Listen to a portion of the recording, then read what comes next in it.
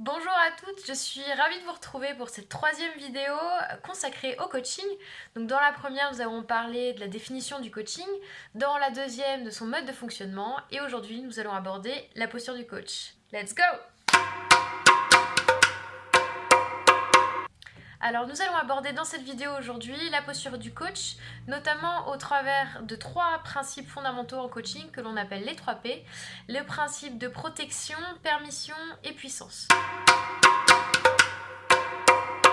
Le coaching permet au client d'avoir un vrai espace identitaire dans lequel donc, sa personnalité peut s'exprimer.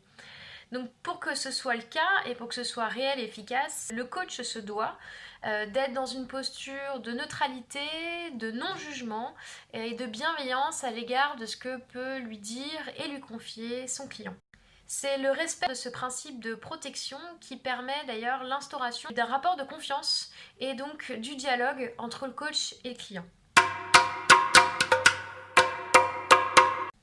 Le principe de permission, quant à lui, consiste à redonner sa pleine liberté au client. C'est-à-dire que c'est lui qui est pleinement autonome, responsable de sa démarche. Et pour ce faire, il est libre. Libre de faire ou de ne pas faire, d'être d'accord ou de ne pas être d'accord, d'initier ou d'arrêter le coaching. Finalement, le coaching est un cadeau que le coaché s'offre et pour ça et pour que ce soit véritablement efficace, c'est à lui de prendre la pleine responsabilité et de prendre sa pleine autonomie dans son avancement.